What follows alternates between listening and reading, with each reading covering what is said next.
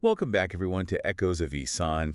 You know, we're diving deep today, deep into Sahih Bukhari Hadith, Book 22. Actions while praying. That's right. Actions while praying. We all know the steps, right? Right. But Right. I always find myself wondering, what's the why? Like, what can these hadiths tell us about, Yeah.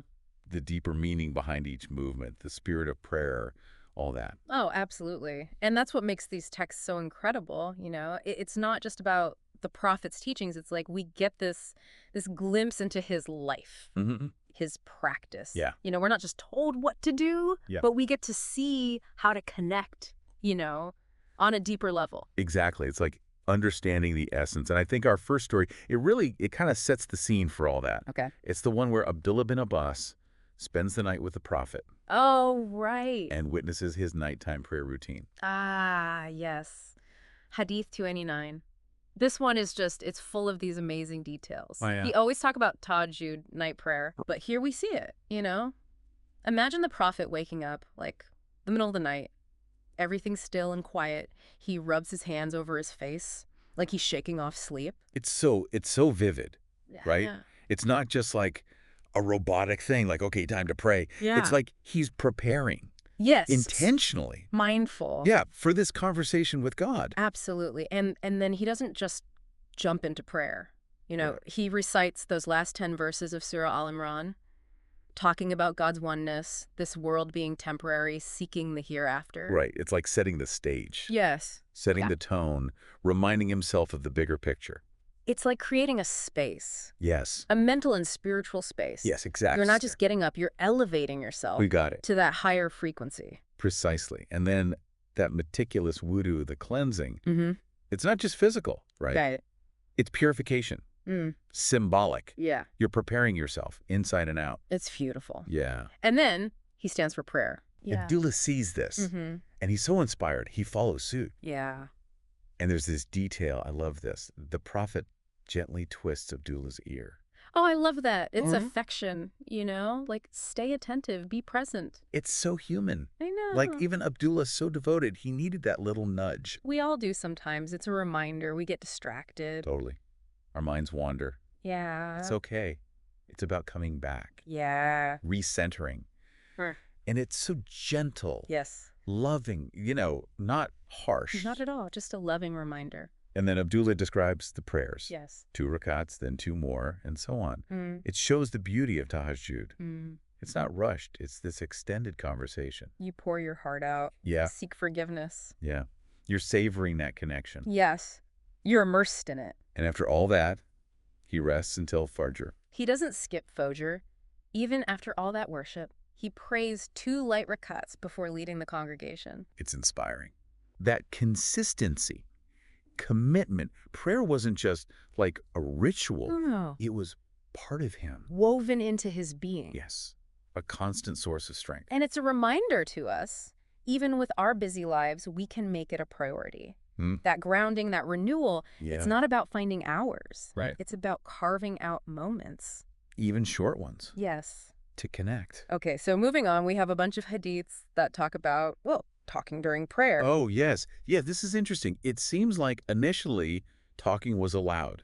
We see it in Hadiths 290 and 291. Okay. Companions would even greet the prophet while he was praying, Really? and he would respond. There was flexibility back then. So what changed? Well, verse 2.238 in the Quran came down. Guard strictly your prayers. Right. Hadith 292 talks about this shift. It's a turning point. Focused attention, reverence.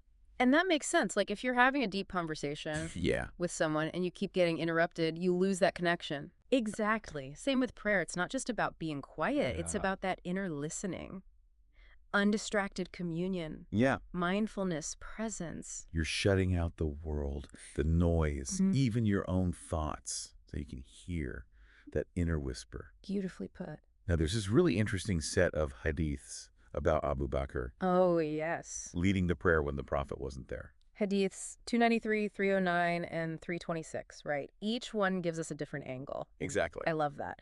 So the prophet's a bit delayed, Mm-hmm. mediating between some tribes. Right. Bilal, he's the one who called to prayer. Yeah. He suggests Abu Bakr leads. Okay. And Abu Bakr, so humble, so pious, he steps up, ready to fulfill this duty. But then, as he's leading, the Prophet arrives. Oh. People are overjoyed. They start clapping to let Abu Bakr know. Oh. But this is important. The Prophet later clarifies, no clapping during prayer for men. Right. He said clapping is for women.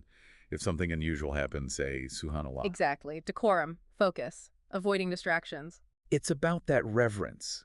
Everyone fully engaged. Yes. And it shows how Islam gives us these guidelines for different situations. Same. It creates order, respect. Absolutely. Now, with the Prophet there, it's delicate. Yeah. Abu Bakr, so humble, wants to step back instantly. Makes sense. He recognizes the Prophet's place. But the Prophet signals for him to continue. So gracious. He acknowledges Abu Bakr's already the Imam. It's beautiful. But Abu Bakr, overwhelmed, he just can't bear it.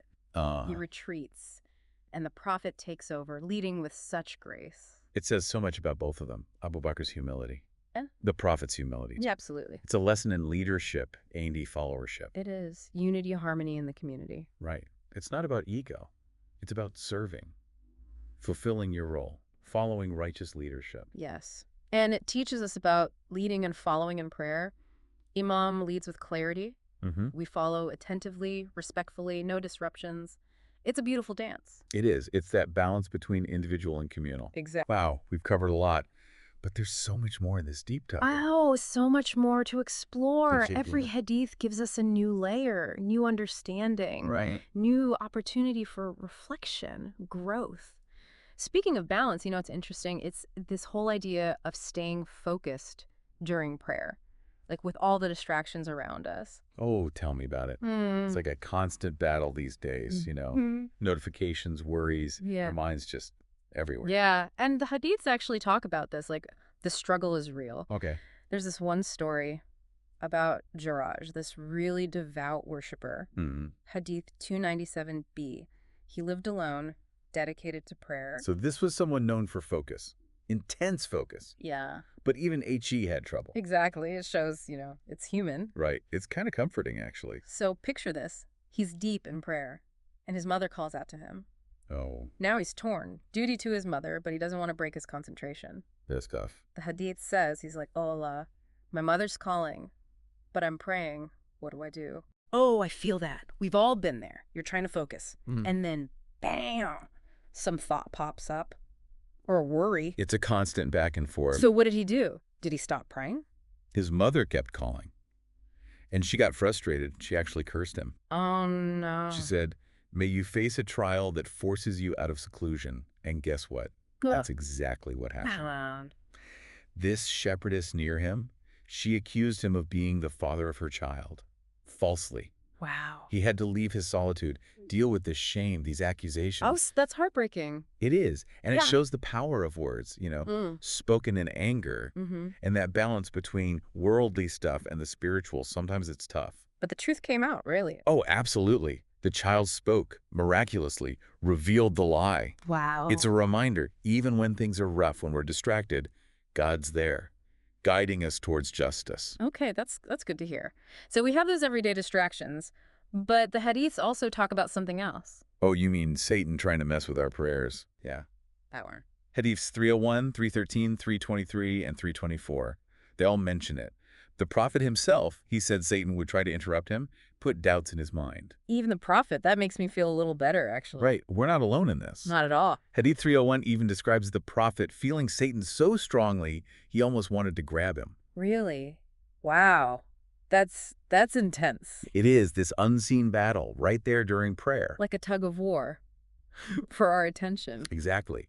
So how do we fight back both those internal and the external distractions? Good question. The Hadiths recommend this thing called prostrations of sahu. Oh, yeah. I'd always been a little confused about those. Okay, so basically they're prostrations to make up for mistakes. Yeah. Forgetfulness. Like if you lose count of the rakats. Yes. Or you totally blank out, miss a part. It's like saying, oops, my bad, please forgive me. So it's not about feeling terrible about getting distracted. No. It's just acknowledging it, humbly, and refocusing. You got it. It's that beautiful Islamic emphasis on mercy, forgiveness, even within prayer. I like that. Yeah. So how do you actually do them? Just add an extra prostration at the end. It's a little more specific than that. You do 2 prostrations right before the final salam. Before you finish the prayer. Exactly. There are some differences depending on the school of thought, but Yeah. the main idea is the same. Gotcha. Now, is it just for forgetting the rakats, or are there other times you do them? There are a few scenarios, like if you add or miss a whole rakat, or if you forget to say tashahhud, that sitting part. Where you say God is one, send blessings on the prophet. That's the one. You do the prostrations to compensate. So it's like a built-in reset button. I like that. It's about aiming for the best in our prayer, Yeah. but also accepting, hey, we're human, we make mistakes. Right. It's humility, grace. It's all about that balance. Exactly. This is all so insightful. But we've been talking about the individual side. What about prayer as a community? You're right. Let's talk about that. There's this hadith that's all about unity, following the imam, even when it's physically tough. So you were saying there's a hadith about unity and following the imam, even when it's physically tough. Yeah, Hadith 328, it's about the prophet. He wasn't feeling well, Okay. and he prayed sitting down. So he couldn't stand. Couldn't stand. And I bet some people were like, wait, what do we do? Yeah, do we keep standing? Or exactly. And some did stay standing. Oh, wow. But the prophet, bless him, he told them to sit too. So even though they could stand, it was more important to be unified. That's it. It's that visual, spiritual unity, We're all connected, supporting each other, even when we're different. It's not about everyone being exactly the same. It's about that shared intention. Yes, that flow. It's like that story about Abu Bakr leading the prayer. Oh, good point. The focus was on following the leader, Yeah. right, for everyone's sake. You're right. It's a consistent theme. Unity, order, following righteous leadership, even when things are, well, a little unusual. It's like sometimes our own preferences, our habits, they got to take a back seat. Sometimes, yeah. For the greater good. Wow. This has been amazing. We've covered so much. The Prophet's nighttime routine, talking during prayer, distractions, those prostrations of Sahu. It's a lot to think about. It really is. And it's not just about, like, the mechanics of it all. The how-tos. Exactly. It's the meaning behind it. Oh, why? Yes. And it's like we've just scratched the surface. Oh, for sure. This is one book of Bukhari. There's a whole world in there. So, to everyone listening, think about this. Knowing all these details, how can we make our prayers more meaningful, more present? And how can we take these lessons, out into our lives? It's something to really think about. And remember, the learning never stops. Keep exploring. Keep asking questions. Keep striving to connect. Beautifully said. Until next time, may your prayers bring you peace, comfort, and growth.